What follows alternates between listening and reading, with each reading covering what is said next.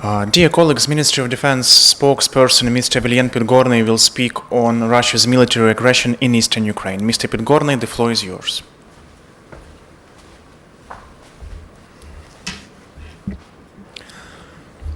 Good afternoon, ladies and gentlemen. Let me give you a weekly update on the Russian aggression against Ukraine in eastern Ukraine between January 30th and February 5th. Previous week was marked with increased enemy activity across the whole front line. On February 2nd, the number of enemy shellings of Ukrainian positions exceeded 100. This happened for the first time in the last 9 months. The last time it happened was April of 2016.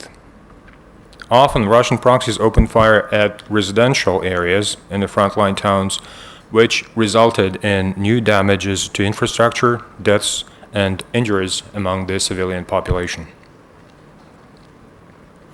Avdiivka, Krasnogorivka, Mariinka, and the neighboring villages were mostly under enemy shellings, which may be classified as violations to the rules of engagement by the Russia-backed militants.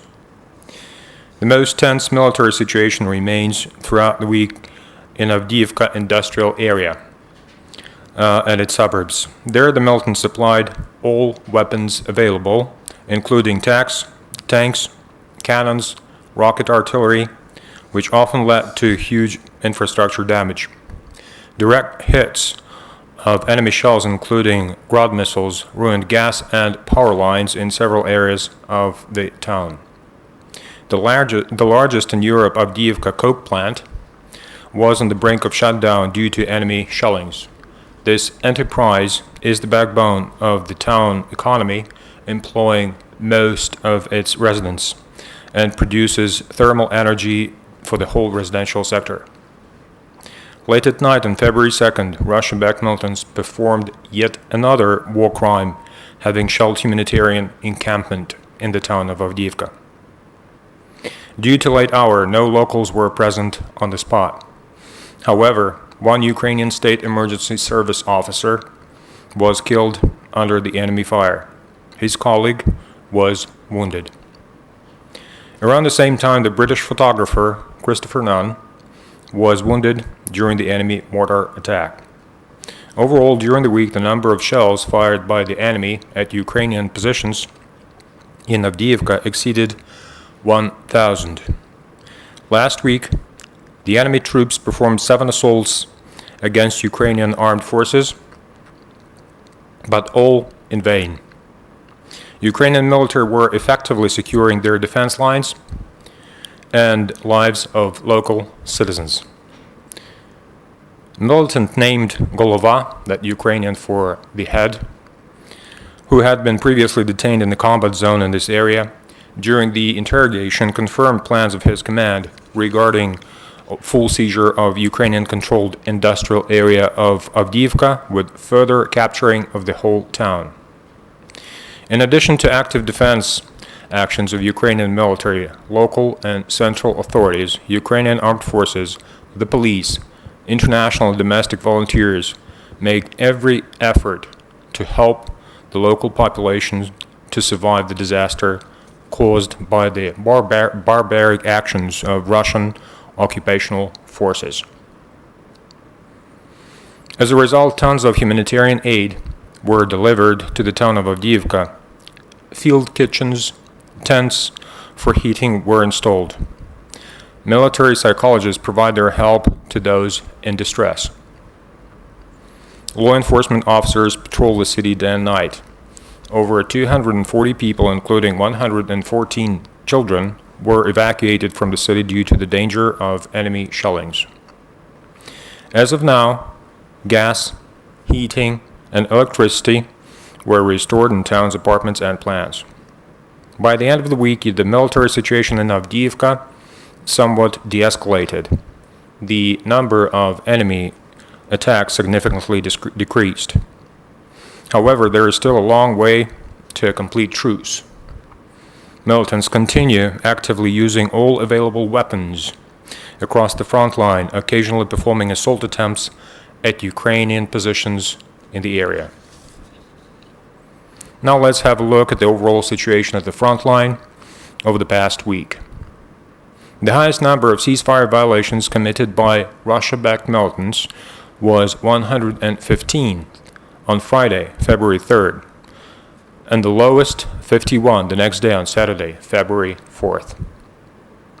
In the Donetsk sector, in addition to active hostilities in the town of Avdiivka, the restless situation remained in the right flank of the city. On January 30th, the enemy moved a tank unit in the area of Donetsk airport. That day, Ukrainian positions were experienced most powerful tank shelling since the Battle of Donetsk airport in January 2015. The militants intensified their combat actions at Svitlodarsk and Gorlivka perimeter, where enemy artillery units were trying to break Ukrainian armed forces' defense. However, these aggressive assaults were unsuccessful. Instead, the enemy sustained heavy losses. Ukrainian defense line remains unpenetrable. In addition to active hostilities at the front line, on Friday, February 3rd, militants shelled with multiple launch rocket systems Grad the area in the rear of Ukrainian armed forces positions. We're talking about the village of Halitsinivka, which is 15 kilometers west of the contact line.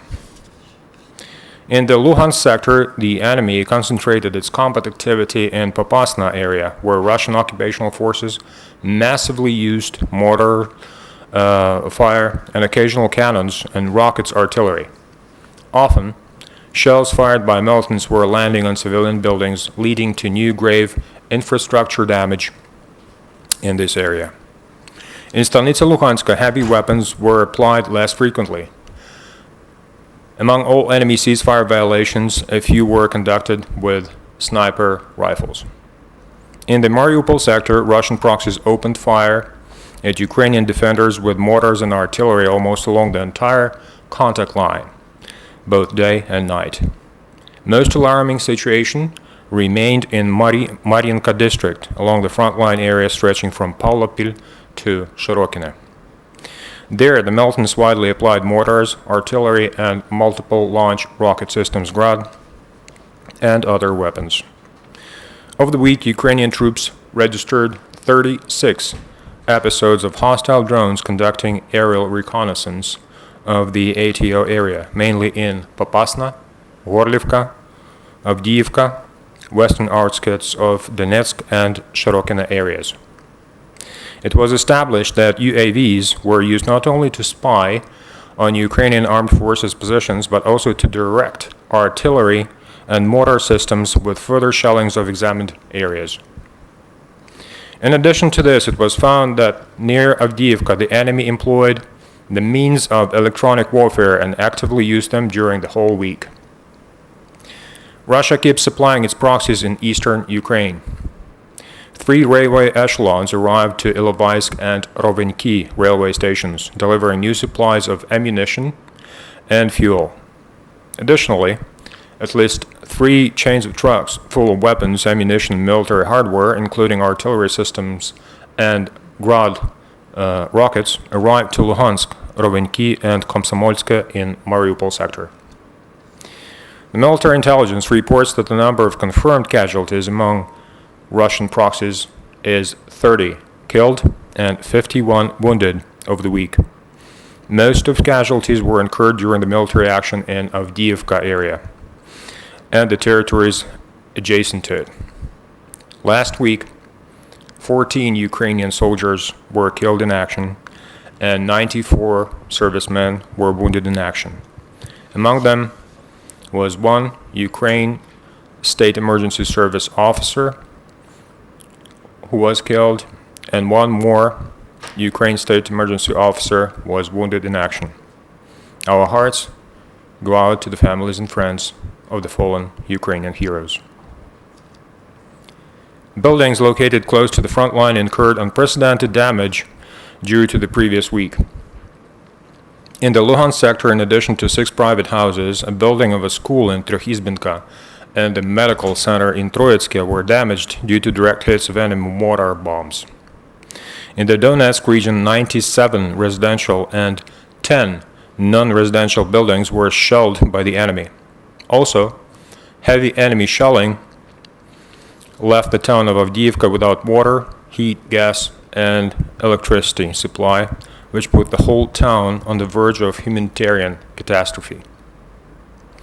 Moreover, massive damage to gas pipelines and electricity supply lines occurred during the entire front line. In the Ukrainian government-controlled territories during the previous week, 2 civilian women were killed during the enemy shellings of the residential areas of Avdiivka. 7 civilians were wounded, including 2 women in Mariinka, 1 woman and 4 men in Avdiivka. One of the injured was the British photographer. On February 4th, the chief of the so-called Department of People's Militia of the so-called Luhansk People's Republic, Colonel Oleh Onishchenko, was killed in his car by a bomb attack in Luhansk. People's Militia, or so-called People's Militia, is the official name of Russian occupational forces in the Luhansk region, established to simulate the implementation of Minsk agreements. Thus, Mr. Onishchenko somehow held one of the key positions within the military hierarchy of the Russia-backed militants. One should not overestimate Onishchenko's influence, as real power in Luhansk region belongs to the officers of the 2nd Army Corps of the Russian Armed Forces. Mr. Onishchenko's death extended the series of mysterious murders of field commanders in the Luhansk region. That'll be all. Thank you. Thank you, Mr. Pidgornyy. Looking forward to seeing you here next Monday. Thank you.